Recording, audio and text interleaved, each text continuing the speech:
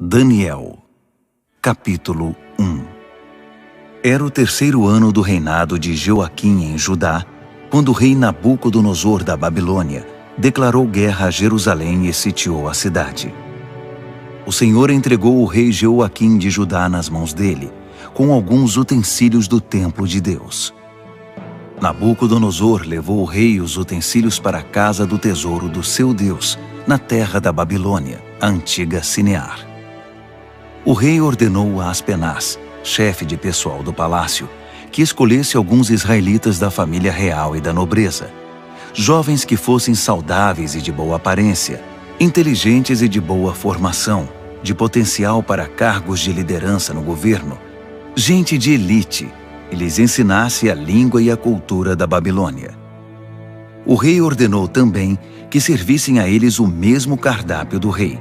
Comiam do bom e do melhor e o mais fino vinho. Depois de 3 anos de treinamento, assumiriam cargos na corte do rei. 4 homens de Judá, Daniel, Ananias, Misael e Azarias, estavam entre os escolhidos. O chefe de pessoal do palácio deu a eles nomes babilônicos. Daniel passou a chamar-se Beltesazar. Ananias foi chamado Sadraque. Misael foi chamado Mesaque. E Azarias foi chamado Abed-nego. Mas Daniel decidiu que não iria ficar impuro com a comida do rei, nem beber o vinho dele. Por isso pediu ao chefe de pessoal do palácio que o autorizasse a não comer do cardápio do rei. Pela graça de Deus, o chefe de pessoal do palácio gostou de Daniel e autorizou, mas o advertiu. Tenho medo que meu senhor, o rei, possa fazer.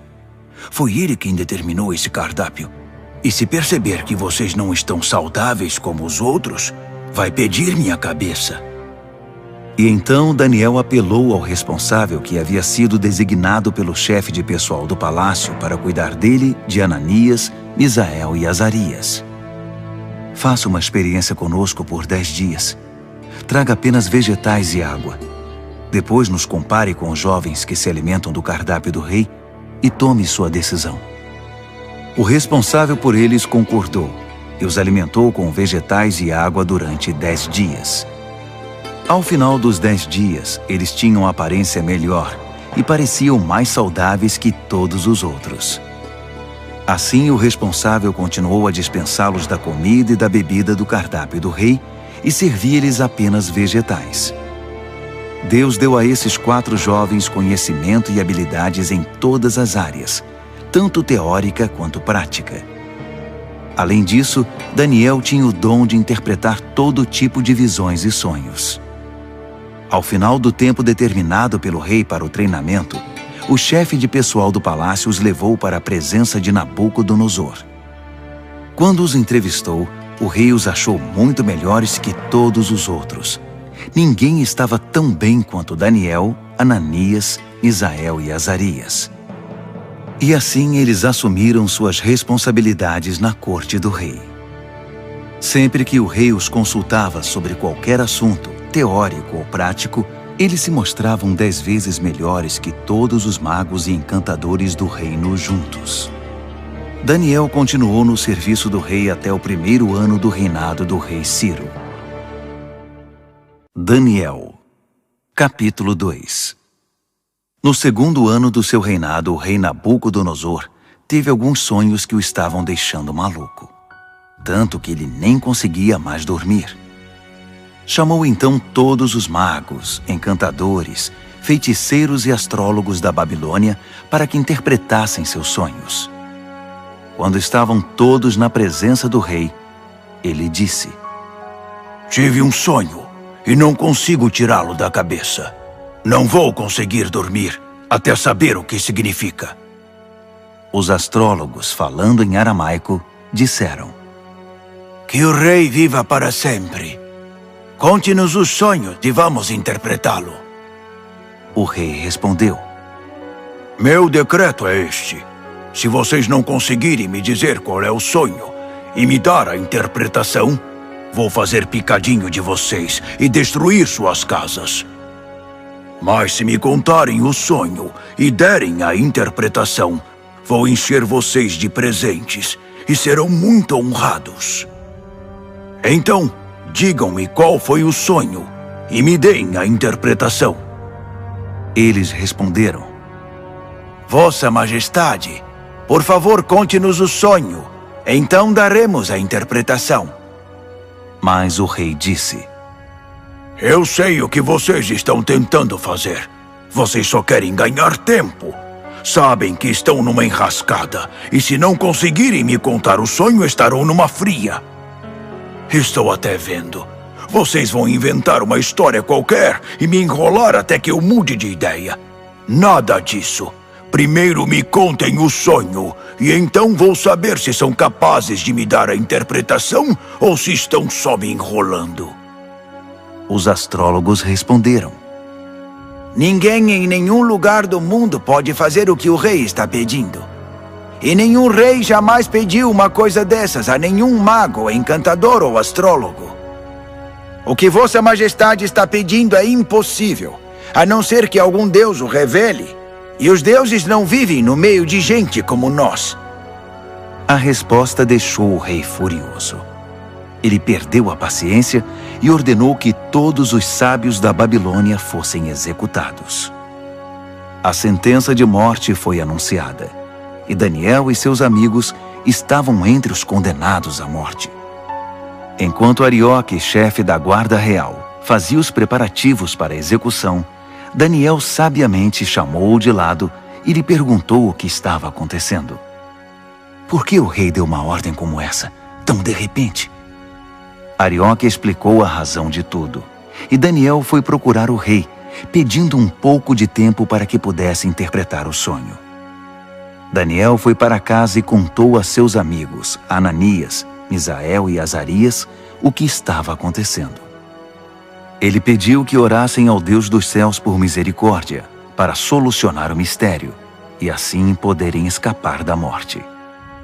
Naquela noite, a solução do mistério foi revelada a Daniel, numa visão. Daniel louvou ao Deus dos céus, dizendo: Bendito é o nome de Deus para todo sempre. Deus é sábio e todo-poderoso. Ele muda as estações e conduz a história. Escolhe reis e também os depõe. Ele dá tanto a sabedoria quanto o discernimento. Ele abre as profundezas, revela os segredos, conhece o que há na escuridão. A luz transborda dele. Ó Deus dos meus antepassados, a ti toda a minha gratidão e todo o meu louvor. Tu me tornaste sábio e forte, e agora nos mostraste o que pedimos.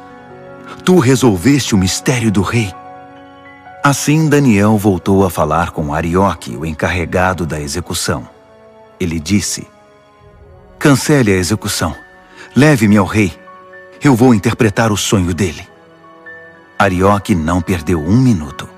Correu ao rei, levando Daniel com ele, e disse: Achei um homem entre os exilados de Judá que pode interpretar o sonho.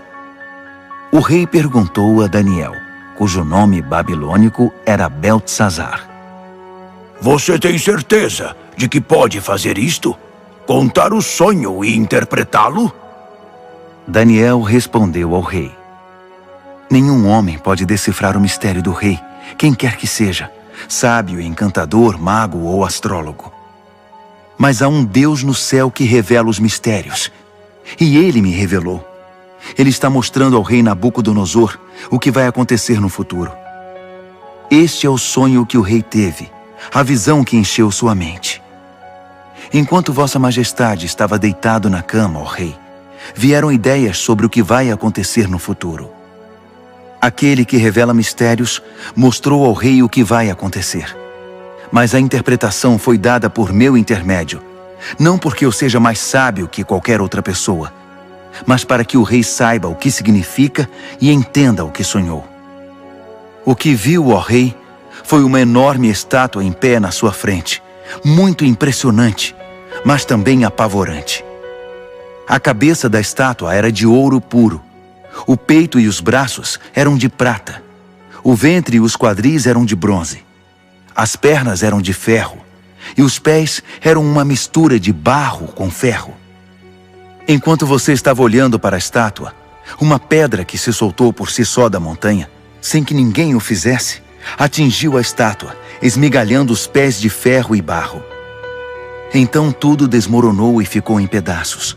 O ferro, o barro, o bronze, a prata e o ouro. Ficou tudo como restos amontoados, relegados ao esquecimento. Mas a pedra que atingiu a estátua tornou-se uma grande montanha que dominava o horizonte. Esse foi o sonho. Agora vamos à interpretação do sonho. Ó Rei, Vossa Majestade é o soberano mais poderoso da terra. O Deus do céu deu tudo ao Senhor: governo, poder, força e glória. Ele o designou responsável pela humanidade e por todos os animais do campo e as aves do céu, no mundo todo. O rei é o cabeça de todos os governantes. É a cabeça de ouro. Mas seu reino será tomado por outro reino, inferior ao seu, e este por um terceiro, o reino de bronze, que governará toda a terra. Por fim, um quarto reino, forte como o ferro, assumirá o poder. Assim como o ferro despedaça tudo que atinge, esse vai quebrar, esmigalhar e pulverizar todos os reinos anteriores. Mas os pés e os dedos dele, que são uma mistura de ferro e barro, significam que o reino será dividido, mas ainda haverá a força do ferro. Assim como os dedos eram de ferro e de barro, o reino terá uma parte forte e outra frágil. Esse reino fará alianças, mas não darão certo. Não conseguirá se unir a nenhum outro reino, assim como o ferro e o barro não se misturam. Mas no tempo desses reinos, o Deus do céu edificará um reino que nunca será destruído, nem nunca será dominado por outro. No final, esmagará os outros reinos, destruirá todos eles e será eterno. Será como a pedra que se soltou por si só da montanha, sem que ninguém o fizesse, que esmigalhou o ferro, o bronze, o barro, a prata e o ouro. O grande Deus fez o rei saber o que vai acontecer no futuro. Essa é a revelação exata do sonho, e também a interpretação correta. Quando Daniel terminou, o rei Nabucodonosor, perplexo, prostrou-se com o rosto no chão diante de Daniel.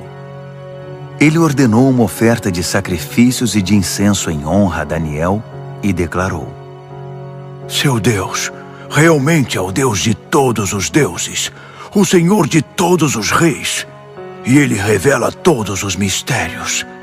E eu sei, porque você decifrou o mistério.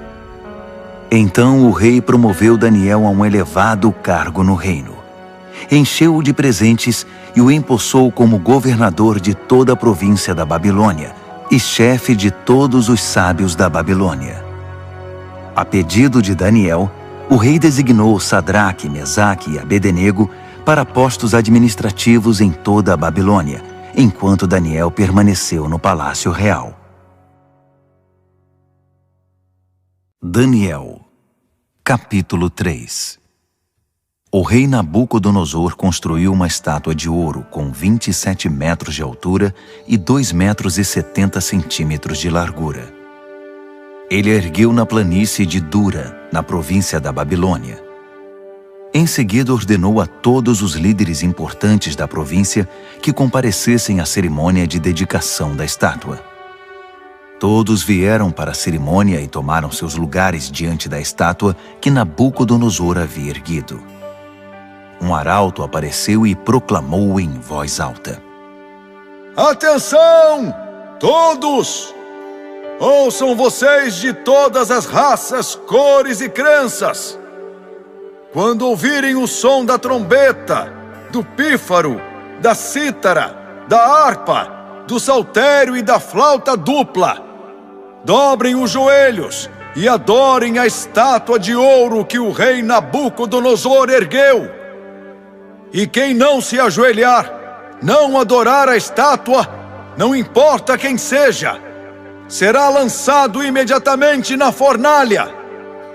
O som começou a tocar. Todos os instrumentos musicais da Babilônia e gente de todas as raças, cores e crenças dobraram os joelhos e adoraram a estátua de ouro que o rei Nabucodonosor havia erguido. Foi então que os astrólogos da Babilônia se manifestaram e acusaram os judeus. Eles disseram ao rei Nabucodonosor: Que o rei viva para sempre. Vossa Majestade deu ordens severas para que, ao ouvir o som tocar, deveríamos nos ajoelhar e adorar a estátua de ouro, e quem não o fizesse seria jogado na fornalha. Mas os judeus, Sadraque, Mesaque e Abednego, a quem o rei designou cargos elevados na província da Babilônia, ignoraram a ordem, ó rei. Eles não respeitam os nossos deuses e se negam a adorar a estátua de ouro que mandou erguer. Furioso, o rei Nabucodonosor ordenou que Sadraque, Mesaque e Abednego fossem trazidos. E quando eles chegaram, Nabucodonosor perguntou: Sadraque, Mesaque e Abednego, é verdade que vocês não respeitam meus deuses e se negam a adorar a estátua de ouro que mandei erguer? Vou dar a vocês uma segunda chance, mas a partir de agora, quando o som começar a tocar, vocês devem se ajoelhar e adorar a estátua. E se não o fizerem, serão jogados numa fornalha e ponto final. E que Deus vai livrá-los de mim? Sadraque, Mesaque e Abednego responderam: Sua ameaça não nos assusta. Se nos jogar na fornalha, o Deus que servimos pode nos salvar, não só da fornalha, como de qualquer outra coisa. E mesmo que ele não o faça, não importa, ó rei. Ainda assim, não vamos servir aos seus deuses, nem adorar a estátua de ouro que mandou erguer. Nabucodonosor estava prestes a explodir de tanta raiva. Imediatamente ordenou que a fornalha fosse aquecida 7 vezes mais que o normal, e que alguns homens fortes do seu exército os amarrassem e os jogassem na fornalha. Sadraque, Mesaque e Abednego, com os pés e mãos amarrados e vestidos em suas roupas, foram jogados na fornalha extremamente quente. Por causa da ordem do rei, a fornalha estava tão quente que só as chamas foram suficientes para matar os homens que carregaram Sadraque, Mesaque e Abednego. E eles acabaram caindo fornalha dentro. De repente, o rei Nabucodonosor levantou-se num salto e perguntou: Não jogamos 3 homens com os pés e as mãos amarrados? Responderam os homens. Isso mesmo, senhor! Exclamou o rei. Vejam, estou vendo 4 homens andando para lá e para cá no fogo, e eles estão bem. E o 4º homem parece um filho dos deuses. Não é possível. Nabucodonosor foi até a entrada da fornalha ardente e chamou: Sadraque, Mesaque e Abednego, servos do Deus Altíssimo, saiam, venham para cá. E Sadraque, Mesaque e Abednego saíram do meio do fogo. Todos os líderes do governo e os conselheiros do rei se reuniram para examiná-los e viram que o fogo não havia causado nenhum arranhão nos 3, nem um fio de cabelo queimado, nem cheiro de fumaça na roupa deles. Nabucodonosor exclamou: Bendito seja o Deus de Sadraque, Mesaque e Abednego! Ele enviou seu anjo e salvou seus servos. Eles confiaram no seu Deus a ponto de ignorar as ordens do rei e arriscaram sua vida, mas não serviram nem adoraram outros deuses. Por isso decreto: todo, de qualquer lugar, cor, raça ou crença, que disser alguma coisa contra o Deus de Sadraque, Mesaque e Abednego, será despedaçado, e sua casa será destruída. Nunca houve um Deus que salvasse como esse. Então o rei promoveu Sadraque, Mesaque e Abednego na província da Babilônia. Daniel, capítulo 4. O rei Nabucodonosor a todos, de todas as raças, cores e crenças do mundo. Paz e prosperidade a todos. É um privilégio contar a vocês os grandes milagres que o Deus Altíssimo fez por mim. Seus milagres são impressionantes, e suas maravilhas surpreendentes. Seu reino dura para sempre, e seu governo soberano é eterno. Eu, Nabucodonosor, vivia tranquilo no meu palácio, mas tive um sonho, quase um pesadelo, que me deixou abalado. Mandei buscar todos os sábios da Babilônia para que interpretassem o sonho. Quando todos estavam reunidos, magos, encantadores, astrólogos e adivinhos, contei-lhes o sonho, mas ninguém conseguiu dizer o significado. Mas veio Daniel, um homem cheio do Espírito Santo divino, e contei a ele o sonho. O seu nome babilônico é Beltesazar, assim chamado em homenagem ao meu Deus. Beltesazar, eu disse, chefe dos magos, sei que você é um homem cheio do Espírito Santo divino e que não há mistério que você não consiga desvendar. Ouça este sonho que eu tive e interprete-o para mim. Isto foi o que vi deitado na minha cama. Havia uma grande árvore no centro do mundo. Eu olhei e a árvore cresceu, tornando-se maior ainda. Seu topo alcançava o céu e era visto de todos os lugares da terra. Suas folhas eram belas e seus frutos fartos, produzindo comida suficiente para todos. Os animais se abrigavam debaixo dela e as aves faziam ninhos nos galhos. Todo mundo dependia dela. E enquanto eu ainda estava deitado, vi também isto. Um anjo desceu do céu e ordenou: derrubem a árvore, cortem seus galhos, arranquem suas folhas e espalhem seus frutos. Caçem os animais que estão debaixo dela e espantem os pássaros de seus galhos, mas deixem o toco e as raízes presos com ferro e bronze junto à relva do campo. Deixem que ele seja molhado pelo orvalho do céu e se alimente de capim com os animais. Que ele perca a mente humana e seja como um animal, e assim seja até que se passe 7 tempos. Os anjos anunciam esse decreto, as santas sentinelas trazem essa sentença, para que todos que vivem saibam que o Deus Altíssimo tem domínio sobre os reinos dos homens. Ele conduz tudo conforme seu querer, e de gente simples faz poderosos. Isso é o que eu, rei Nabucodonosor, sonhei. Beltesazar, agora é sua vez de interpretar o sonho para mim.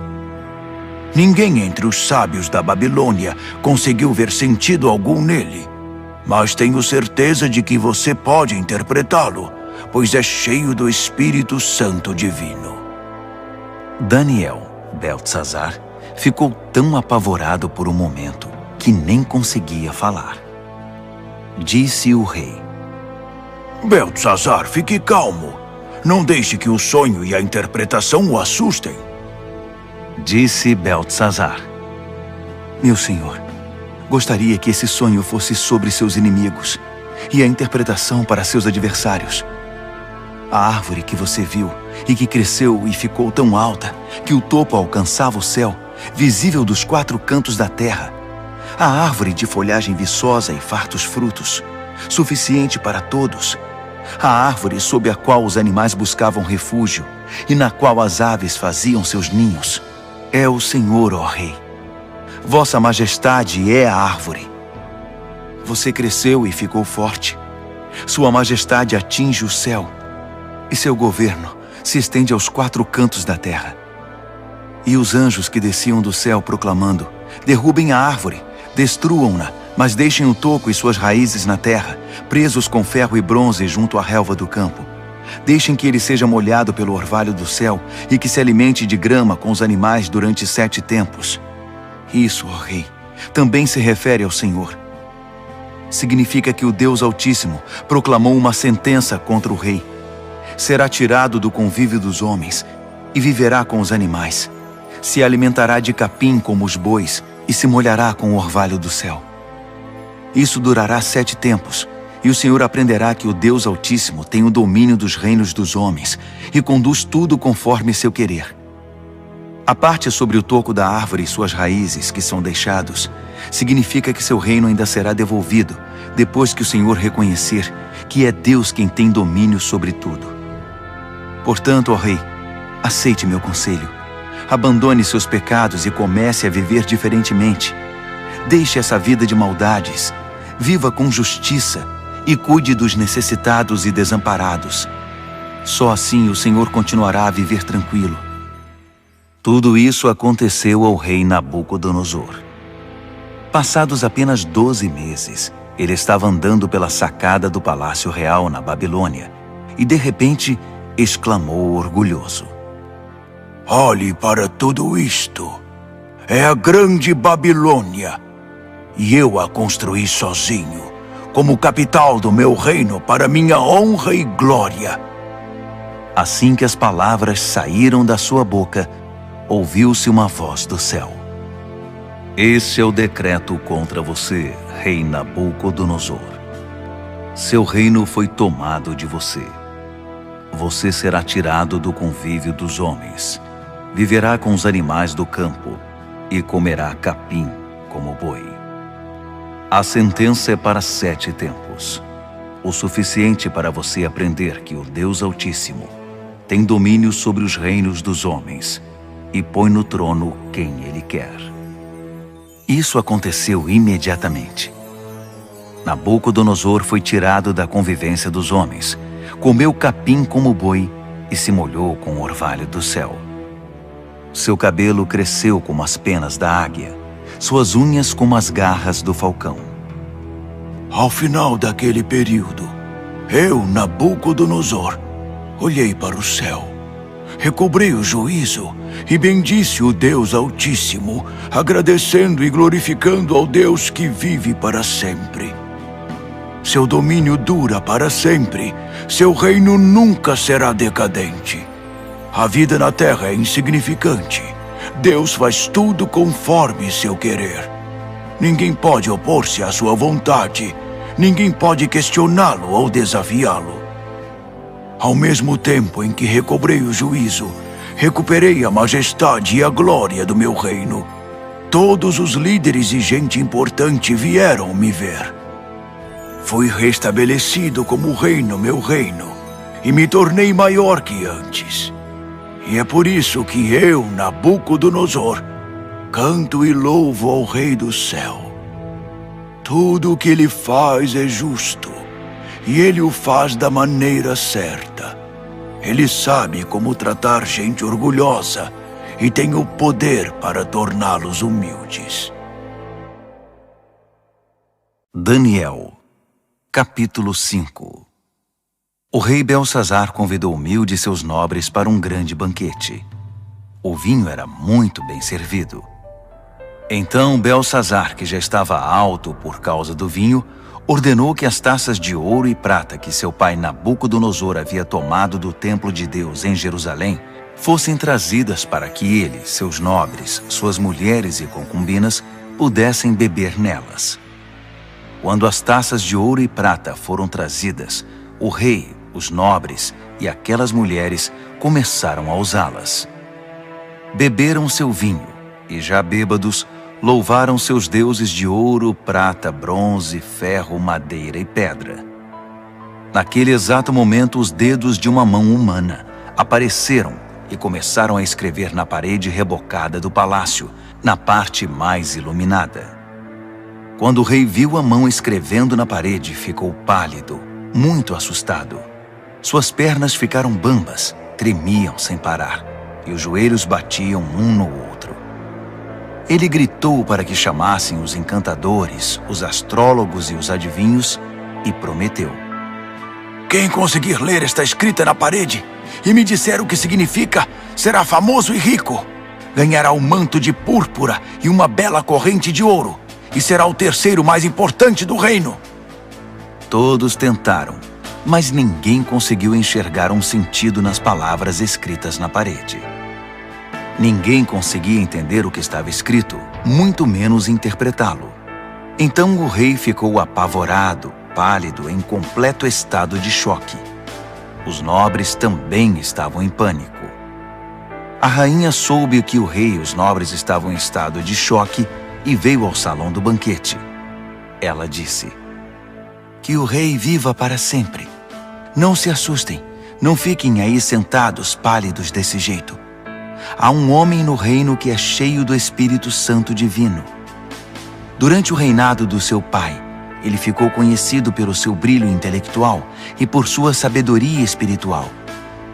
Ele era tão capaz que seu pai, o rei Nabucodonosor, fez dele o chefe de todos os magos, encantadores, adivinhos e astrólogos.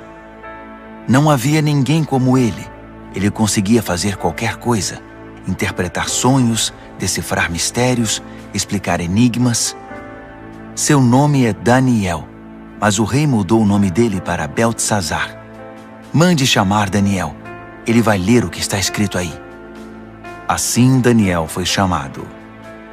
O rei perguntou: "Você é Daniel, que foi um dos exilados que meu pai trouxe de Judá? Já ouvi falar que você é cheio do Espírito Santo, tem uma mente brilhante e é incrivelmente sábio. Os sábios e encantadores foram trazidos aqui para ler esta escrita na parede e interpretá-la, mas nenhum deles conseguiu ler nada. Mas ouvi dizer que você interpreta sonhos e decifra mistérios. Então, se você conseguir ler e interpretar, será um homem famoso e rico. Ganhará o manto de púrpura e uma bela corrente de ouro, e será o terceiro mais importante do reino." Daniel respondeu ao rei: "Pode ficar com os presentes ou dá-los a outra pessoa. Mas vou ler a escrita para o rei e interpretar seu significado. Ouça, ó rei, o Deus Altíssimo deu a seu pai Nabucodonosor um grande reino e uma gloriosa reputação. Deus o fez muito poderoso, e pessoas de todos os lugares, de toda raça, cor ou crença, se sentiam intimidadas por ele. Ele as matava ou poupava, como e quando queria. Promovia ou humilhava as pessoas como bem desejava. Então Deus o humilhou e o privou de todo o poder. Ele foi tirado do convívio dos homens e passou a viver como animal. Comeu capim como boi e se molhou com o orvalho do céu até aprender esta lição: que o Deus Altíssimo tem domínio sobre os reinos dos homens e põe no trono quem ele quer. Você é filho dele, sabe de tudo isso, mas é tão arrogante quanto ele no seu pior momento. Olhe para você mesmo. Quer competir com o Senhor do céu? Você mandou buscar as taças sagradas do templo dele só por farra, para que o Senhor, seus nobres, suas mulheres e concubinas pudessem beber nelas. O rei usou as taças sagradas para brindar seus deuses de prata e ouro, de bronze e ferro, de madeira e pedra, deuses cegos, surdos e mudos. Mas tratou com desprezo o Deus vivo, que tem a sua vida nas mãos, desde o nascimento até a morte. Deus enviou a mão que escreveu na parede, e o que está escrito é: Mene, Tekel e Peres. E este é o significado dessas palavras. Mene, Deus contou os dias do seu governo, e suas contas são negativas. Tekel, você foi pesado na balança e está em falta. Peres, seu reino foi dividido e entregue aos medos e persas. Beltesazar fez o que havia prometido. Vestiu o manto de púrpura em Daniel, colocou uma bela corrente de ouro em seu pescoço e o promoveu a terceiro mais importante do reino.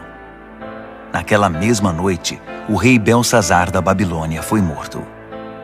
Dario, o Medo, tinha 62 anos quando o sucedeu como rei. Daniel, capítulo 6. Dario reorganizou seu reino. Ele designou 120 governadores para administrar todas as províncias do reino. Sobre eles havia 3 ministros, e um deles era Daniel. Os governadores se dirigiam aos ministros, que tinham a responsabilidade de manter tudo em ordem. Mas Daniel era cheio de vitalidade e tinha uma inteligência tão superior aos outros ministros e governadores que o rei decidiu designá-lo responsável por todo o reino.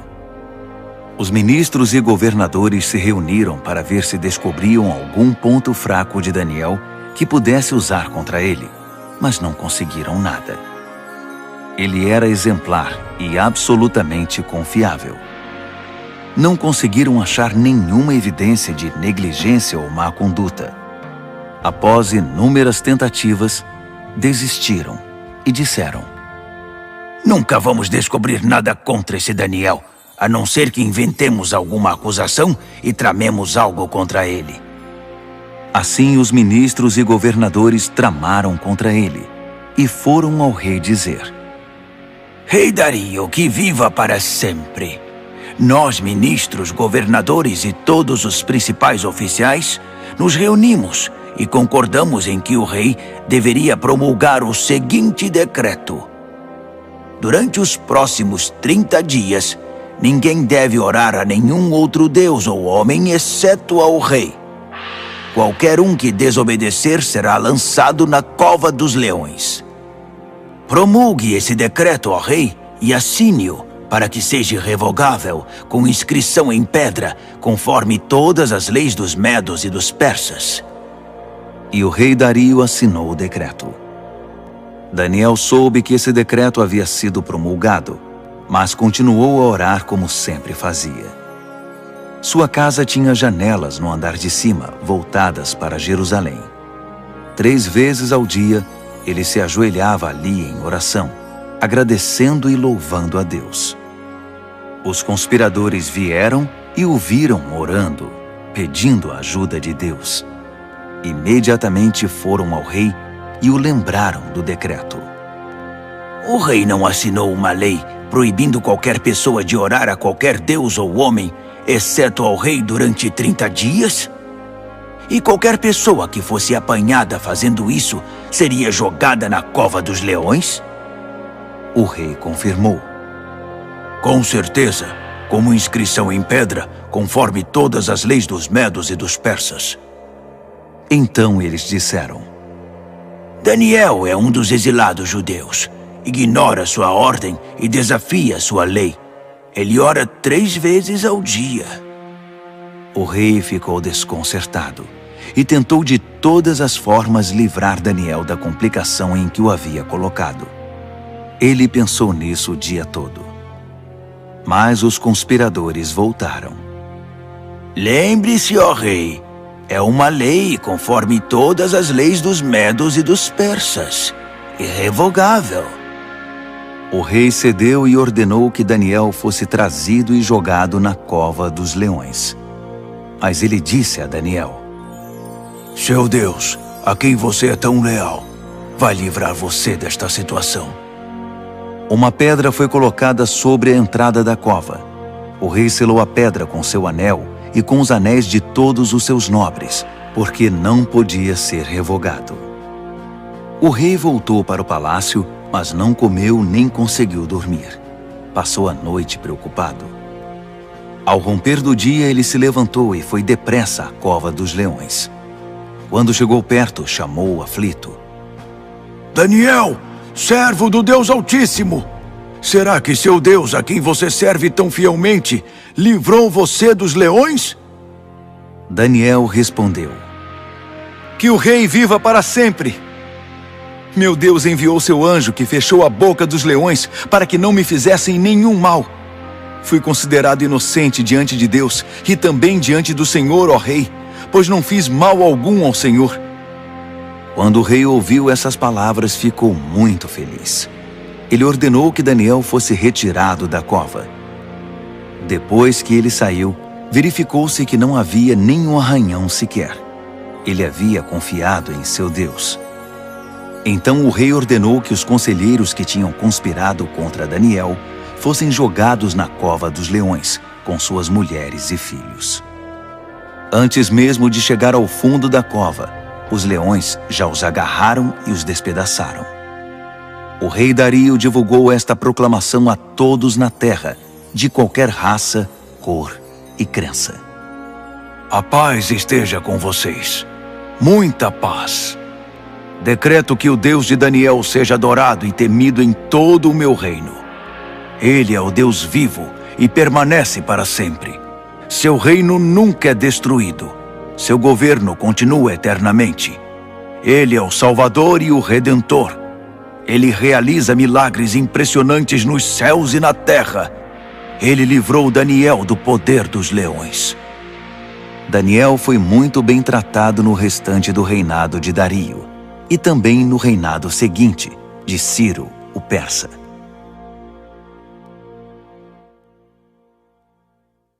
Daniel, capítulo 7. No primeiro ano do rei Belsazar da Babilônia, Daniel teve um sonho. O que ele viu enquanto dormia o apavorou. Um verdadeiro pesadelo. E ele escreveu seu sonho. No meu sonho, naquela noite, vi os 4 ventos dos céus soprando e formando uma grande tempestade no mar. 4 animais enormes, diferentes uns dos outros, subiam do mar. O primeiro animal parecia um leão, mas tinha asas de águia. Enquanto eu observava, suas asas foram arrancadas. Ele foi levantado e ficou de pé como um homem. Em seguida, deram-lhe um coração humano. Depois vi um segundo animal, que parecia um urso. Ele se levantou, segurando 3 costelas nas mandíbulas, e recebeu esta ordem: ataque, devore tudo, encha a barriga. Em seguida vi outro animal. Parecia um leopardo. Tinha 4 asas como de pássaro nas costas. Esse animal tinha 4 cabeças e recebeu autoridade para governar. Depois disso, um 4º animal apareceu no meu sonho. Esse era apavorante, medonho. Tinha enormes dentes de ferro, triturava e devorava suas vítimas. Qualquer coisa que sobrava no chão, ele pisava e esmagava. Era diferente dos outros animais, um verdadeiro monstro. E tinha 10 chifres. Enquanto eu observava os chifres, tentava imaginar o que significavam. Nasceu nele outro chifre, mas este era pequeno. 3 dos chifres que já tinha foram arrancados para dar lugar a ele. Havia olhos humanos no pequeno chifre e uma boca grande que falava com arrogância. Enquanto eu observava tudo isso, tronos foram estabelecidos e um ancião tomou seu lugar. Suas roupas eram brancas como a neve, o cabelo alvo como a lã. Seu trono estava envolto em chamas. As rodas brilhavam intensamente. Um rio de fogo jorrava do trono. Milhares de milhares o serviam. Milhões o atendiam. Pediu-se silêncio no tribunal e os livros foram abertos. Continuei observando. O chifre pequeno falava com arrogância e enquanto eu observava, o monstro foi morto e seu corpo foi lançado no fogo. Os outros animais viveram ainda algum tempo, mas não fizeram nada, não tinham poder para governar. Meu sonho continuou. Então vi alguém, um filho de homem, chegando no meio de nuvens. Ele se aproximou do ancião e foi apresentado a ele. Ele recebeu poder para governar, toda a glória da realeza. Todas as raças, cores e crenças lhe serviram e o adoraram. Seu reinado será para sempre, não terá fim. Seu governo real nunca será destruído. Mas quanto a mim, Daniel, fiquei perturbado. As visões me deixaram apavorado. Por isso eu me aproximei de alguém que estava perto e perguntei o significado de tudo aquilo. E ele me deu a interpretação. Esses 4 animais enormes, disse ele, significam 4 reinos que aparecerão na terra. Mas a certa altura, o povo santo do Deus Altíssimo receberá o reino e o manterá para sempre. Sim, para sempre. Mas eu queria saber mais. Estava curioso sobre o 4º animal, aquele que era tão diferente dos outros, o monstro medonho com os dentes de ferro e garras de bronze, que engolia o que despedaçava e pisoteava tudo o que via pela frente. E eu queria saber também a respeito dos 10 chifres e do chifre pequeno que nasceu, ocupando o lugar de 3 dos primeiros chifres. Esse novo chifre tinha olhos e com sua boca grande falava de forma arrogante, dominando os outros chifres.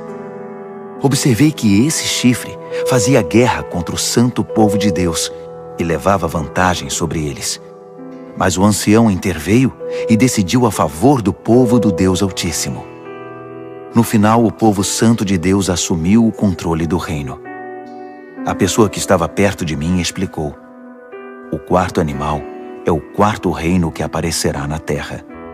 Será diferente dos 3 primeiros, um reino monstruoso que devorará e pisoteará todos à sua volta. Os 10 chifres são 10 reis, um após o outro, que procederão desse reino. Mas então, outro rei aparecerá. Ele será diferente dos reis anteriores. Começará derrubando os outros reis e blasfemando contra o Deus Altíssimo. Ele perseguirá os seguidores do Deus Altíssimo e tentará eliminar a adoração sagrada e a prática da justiça. O santo povo de Deus será perseguido por ele durante um tempo, 2 tempos e meio tempo. Mas quando for feito silêncio no tribunal, o chifre não terá mais o seu poder e será destruído definitivamente. O governo real, a autoridade e a glória de todos os reinos debaixo do céu serão entregues ao povo do Deus Altíssimo, e esse governo durará para sempre. Todos os outros governantes irão servir e prestar obediência a ele. O sonho acabou assim, e eu, Daniel, continuei chocado, como alguém que tinha acabado de ver um fantasma, mas guardei tudo para mim. Daniel, capítulo 8. No 3º ano do reinado de Belsazar, eu, Daniel, tive outra visão. Era a 2ª visão.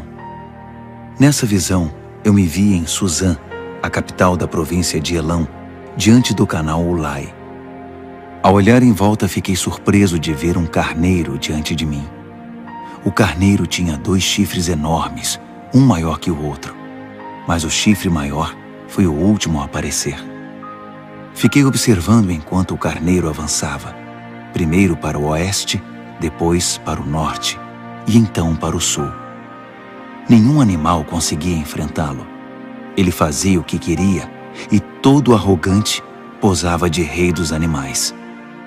Enquanto eu observava, tentando entender o significado de tudo aquilo, vi também um bode que tinha um enorme chifre no meio da testa.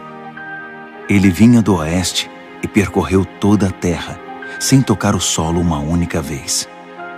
O bode aproximou-se do carneiro de 2 chifres que eu tinha visto antes diante do canal e o atacou ferozmente.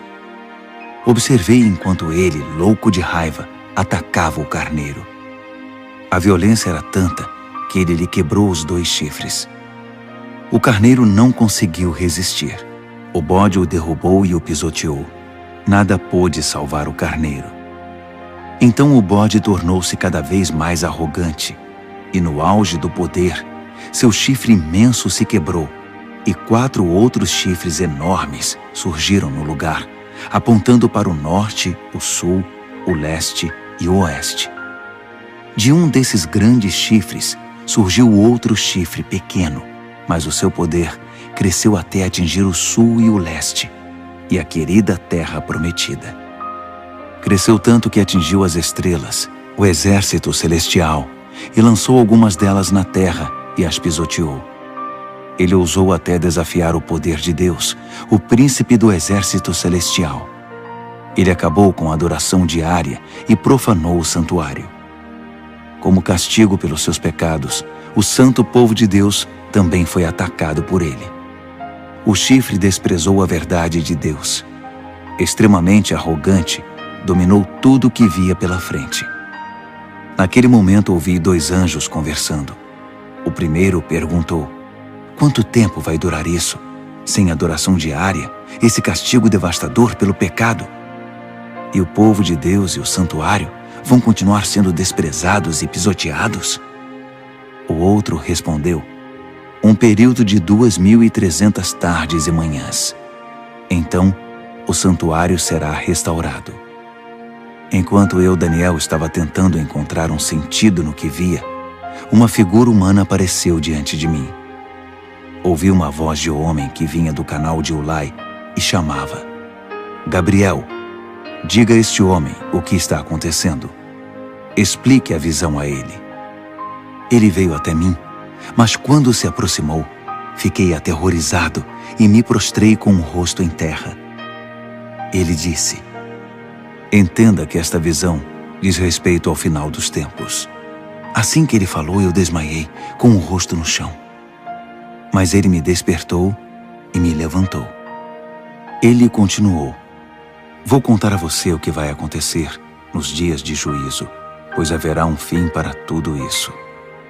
O carneiro de 2 chifres que você viu representa os 2 reis dos Medos e dos Persas. O bode representa o reino dos gregos, e o chifre enorme na testa dele é o primeiro rei. Os 4 chifres que surgiram no lugar dele, depois que foi quebrado, são os 4 reis que virão depois dele, mas sem o mesmo poder. Quando o reinado deles estiver no fim e as rebeliões se intensificarem, surgirá um rei cruel, um mestre da maldade. Seu poder aumentará imensamente. Ele será arrogante, de fala autoritária, fazendo exatamente o que quer. Derrubará poderosos e santos por todos os lados. Suas ações criminosas vão se multiplicar. E como vão? Ele vai achar que é invencível e vai se livrar de todos os que cruzarem seu caminho. Mas quando enfrentar o príncipe dos príncipes, será esmigalhado, mas não por mãos humanas. A visão das 2.300 tardes e manhãs é precisa, mas confidencial. Então, mantenha-a em segredo. Refere-se ao futuro distante.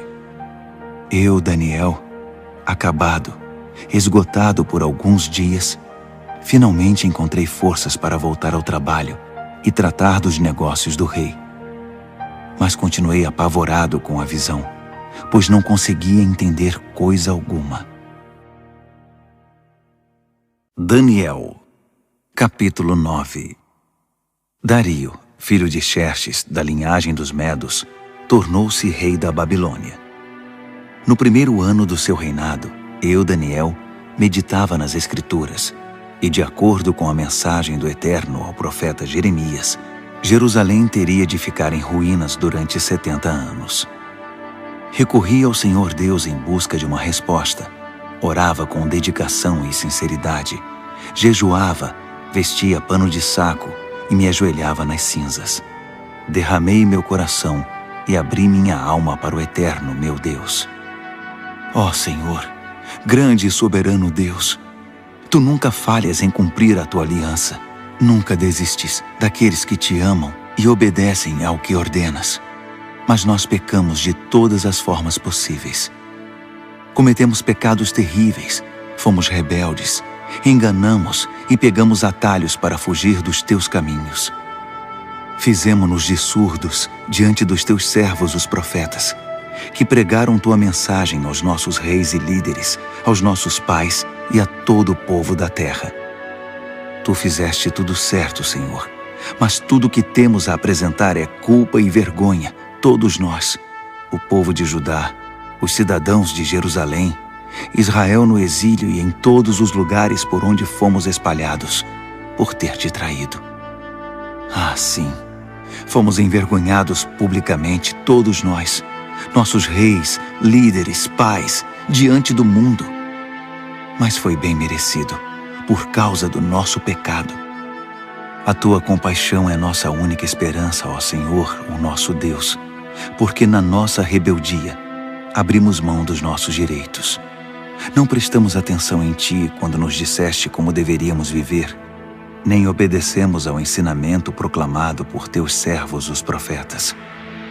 Todos nós em Israel optamos por Te ignorar. Desprezamos Tuas instruções para fazer apenas o que era do nosso agrado. E agora estamos pagando por isso. A maldição expressa claramente na revelação feita a Moisés, servo de Deus, agora está fazendo efeito entre nós. É o salário do nosso pecado contra Ti. Fizeste a nossos governantes o que prometeste fazer.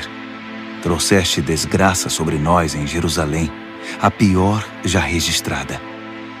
E como estava escrito na revelação de Deus a Moisés, a catástrofe foi total. Nada foi poupado. Nós nos mostramos obstinados no nosso pecado, sem nunca considerar Tuas orientações, ignorando Tuas advertências. Assim, com razão, deixaste que a desgraça viesse sobre nós com tudo. Tu, ó Eterno, Tens todo o direito de fazer isso, pois nós te ignoramos de maneira persistente, com muita culpa no cartório. Ó Senhor, Tu és nosso Deus, pois livraste Teu povo da terra do Egito numa grande demonstração de poder. O povo ainda fala nisso. Confessamos que pecamos, que vivemos uma vida de maldades. Como sempre tens agido, consertando as coisas e endireitando as pessoas. Por favor, afasta Tua grande ira contra Jerusalém, que é a Tua cidade, Teu santo monte. Sabemos que foi por culpa nossa que isso aconteceu. Tudo por causa do nosso pecado e do pecado de nossos pais. E agora estamos envergonhados diante de todos. Somos motivo de zombaria na nossa vizinhança. Por isso, ouve, ó Deus, esta oração sincera do Teu servo. Tem misericórdia do Teu santuário arruinado. Age de acordo com o que és, não segundo o que somos. Atende nossa oração, ó Deus. Abre os olhos e observa a nossa cidade arruinada, a cidade chamada pelo Teu nome. Sabemos que não merecemos Tua atenção. Nosso apelo é a Tua compaixão. Esta oração é nossa única esperança. Senhor, ouve-nos. Senhor, perdoa-nos. Senhor, olha para nós e faz alguma coisa. Senhor, não nos desprezes. Tua cidade e Teu povo são chamados pelo Teu nome. Defende Teus interesses. Enquanto eu derramava meu coração, confessando meu pecado e o pecado do meu povo Israel, orava e apresentava toda a minha vida diante do Eterno e intercedia pelo santo monte do meu Deus. Enquanto eu estava mergulhado na oração, Gabriel, o ser semelhante a um homem, aquele que eu tinha visto numa visão anterior, aproximou-se de mim, voando como uma ave na hora da adoração da noite. Ele se pôs diante de mim e disse: Daniel, vim esclarecer as coisas. Assim que você começou sua oração, a resposta foi dada, e agora estou aqui para entregá-la. Você é muito amado, por isso, ouça com cuidado para entender o significado da revelação. 70 semanas estão decretadas para seu povo e sua santa cidade, como forma de conter a rebelião, dar fim ao pecado, arrancar o crime pela raiz, estabelecer a justiça para sempre, cumprir a profecia e ungir o lugar santíssimo. Aqui está o que você precisa entender. Desde o momento em que a ordem for dada para a reconstrução de Jerusalém, até a vinda do líder ungido, haverá 7 semanas. A reconstrução levará 62 semanas, incluindo a construção de ruas e muros. Serão tempos difíceis.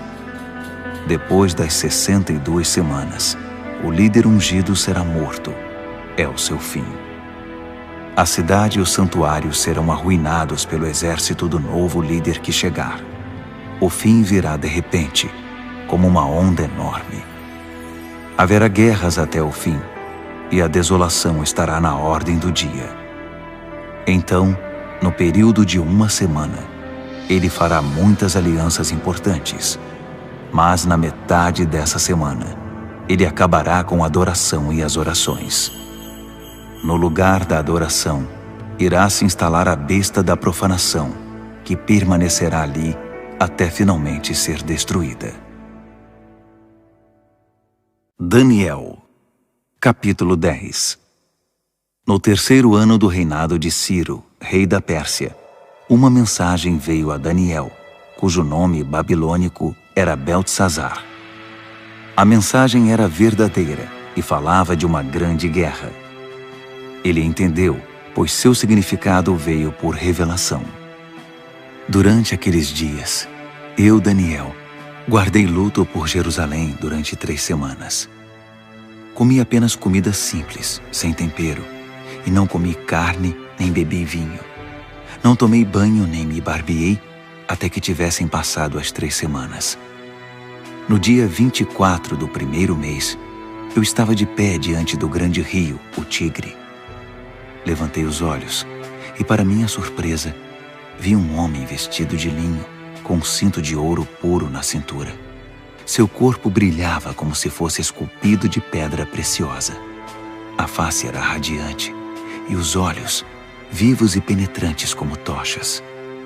Os braços e pernas reluziam como bronze polido e sua voz soava como um grande coral.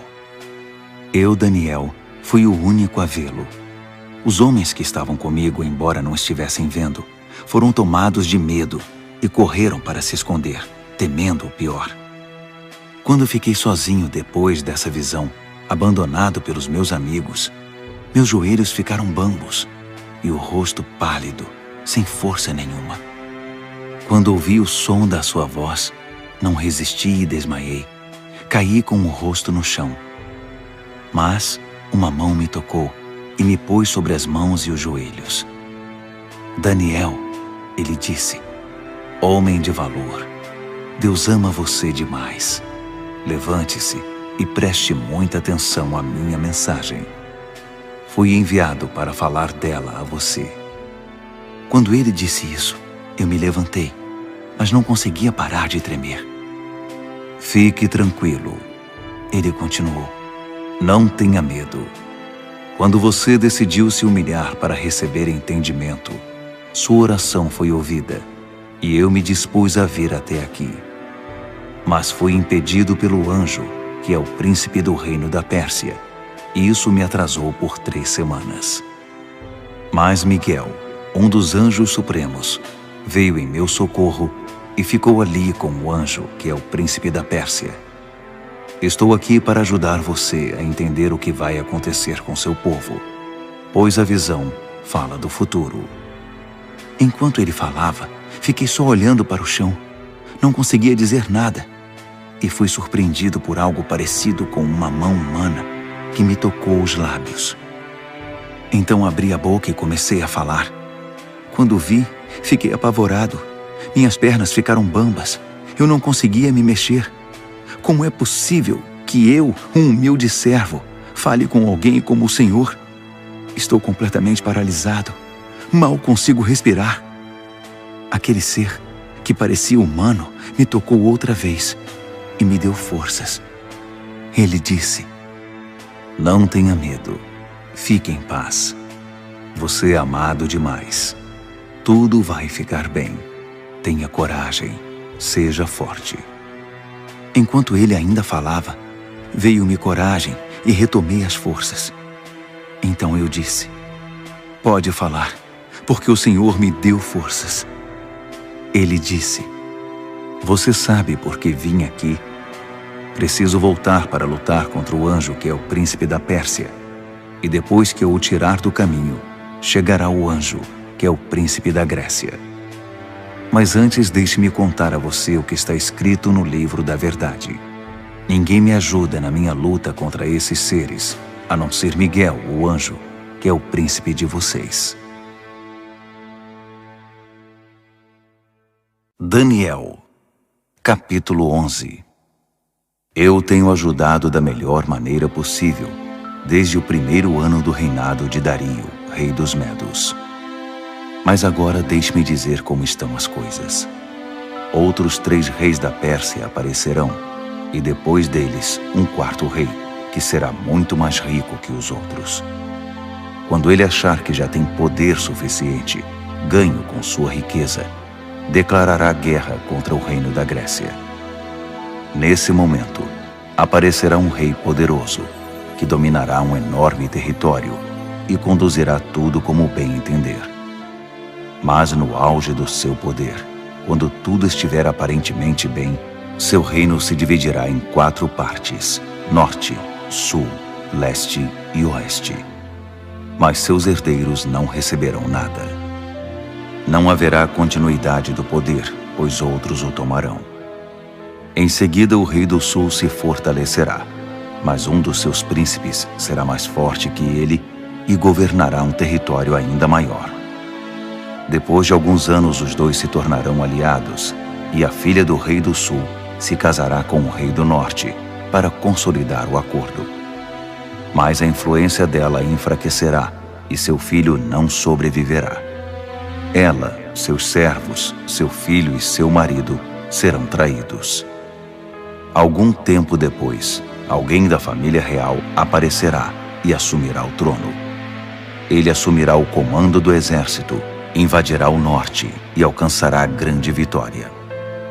Ele tomará os deuses de metal deles e todos os utensílios de ouro e prata que os acompanham e os levará para o Egito. Passado algum tempo, o rei do norte se recuperará e invadirá a terra do rei do sul, mas não terá sucesso. Terá de bater em retirada. Mas seus filhos formarão um exército gigante e descerão como uma inundação, um ataque impetuoso sobre as defesas do sul. Furioso, o rei do sul sairá e enfrentará o rei do norte, que estará à espera com seu enorme exército, mas, apesar disso, será derrotado.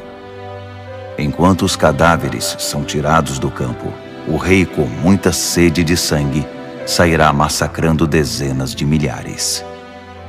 Mas sua vitória não vai durar muito, pois o rei do norte reunirá um exército ainda maior que o anterior, e depois de alguns anos, voltará à batalha com inúmeros soldados, muito arsenal e provisões inesgotáveis.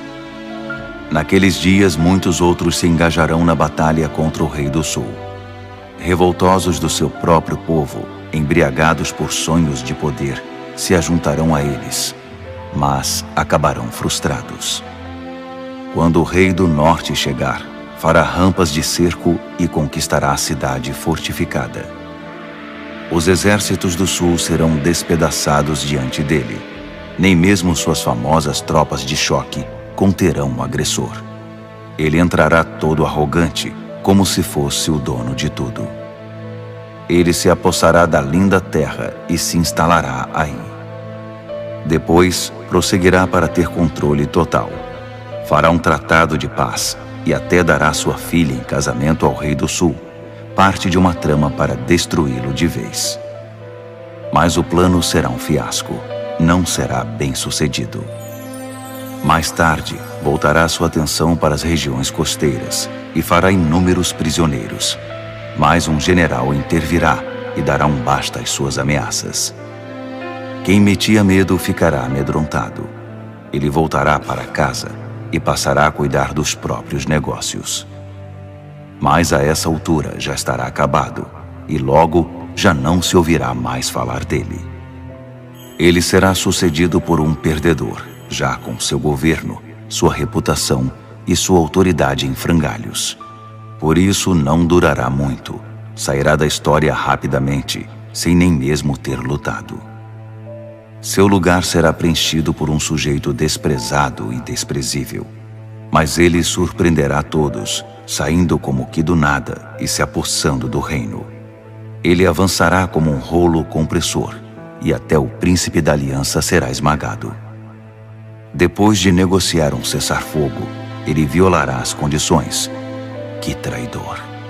Com alguns poucos comparsas, assumirá o controle total. Ele invadirá as províncias mais ricas, quando elas menos esperarem. Ultrapassará todos seus antepassados. Prenderá e saqueará. Viverá com seus amigos num luxo desmedido. Ele fará planos contra as cidades fortificadas, mas não será por muito tempo. Ele ajuntará um grande exército muito bem armado para combater o rei do sul. Em resposta, o rei do sul manterá seu exército, ainda maior, a postos, pronto para a batalha. Mas não será capaz de sustentar essa condição por muito tempo, em razão das intrigas nas próprias fileiras. Sua corte estará minada por tramas e conspirações. Assim seu exército será esmagado, e o campo de batalha ficará coberto de cadáveres.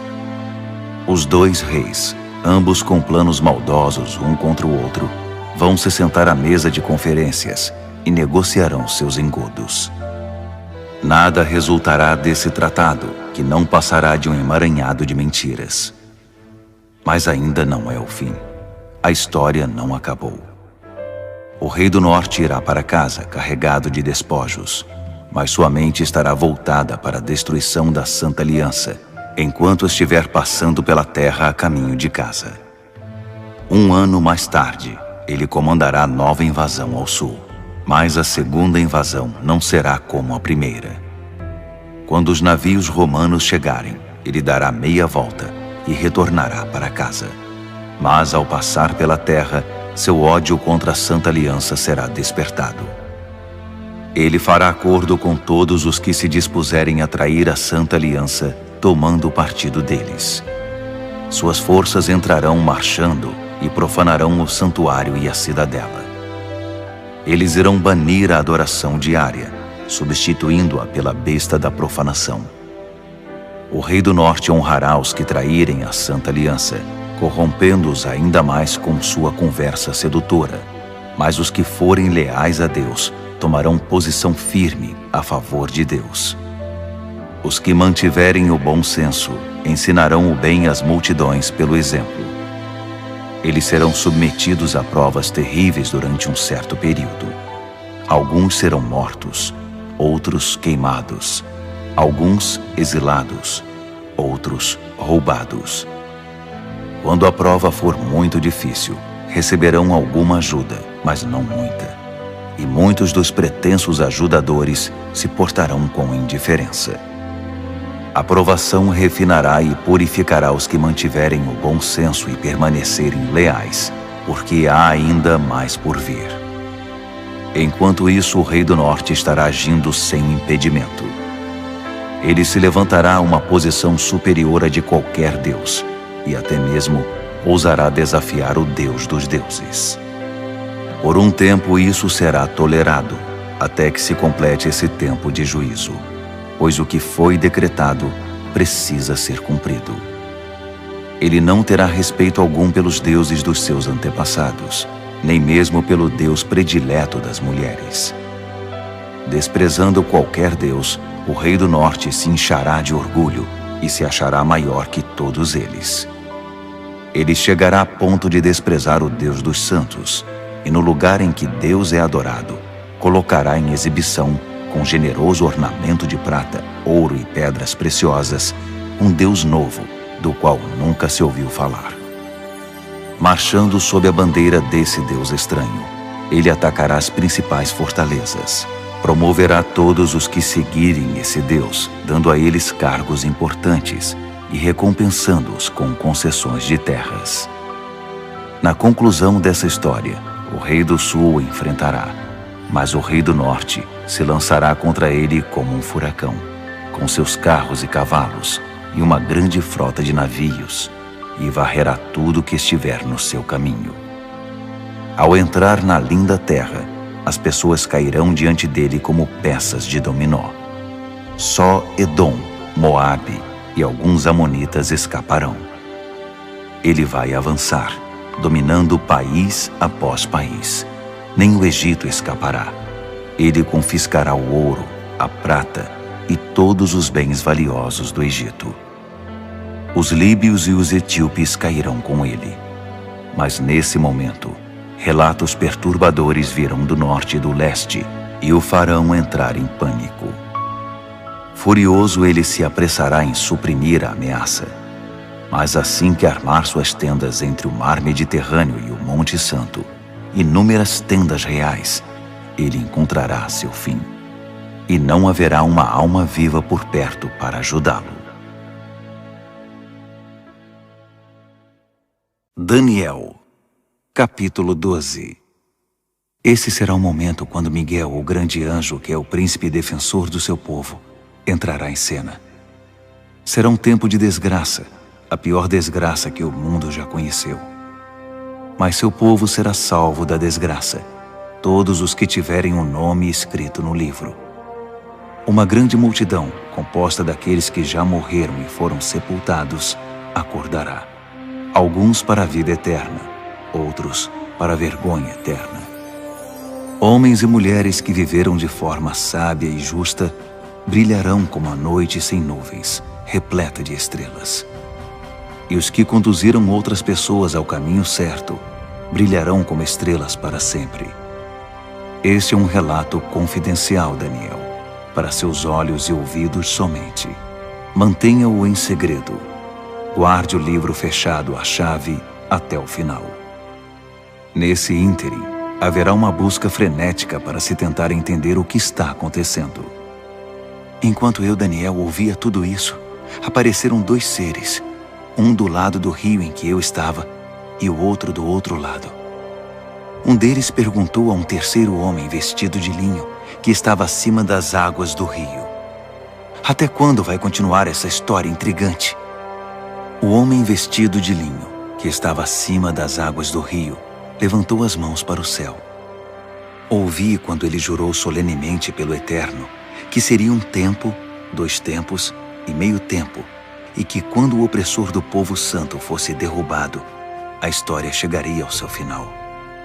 Ouvi tudo isso claramente, mas não entendi. Por isso perguntei: Senhor, pode me explicar isso?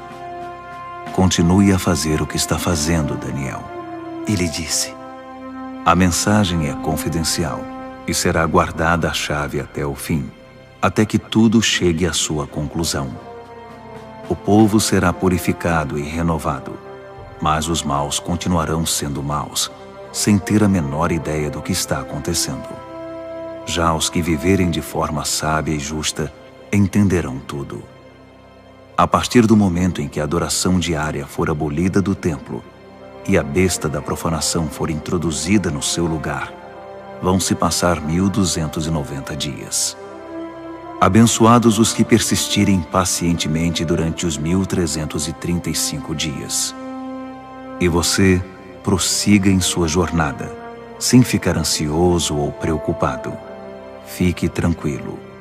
Quando tudo tiver passado, você se levantará para receber sua recompensa.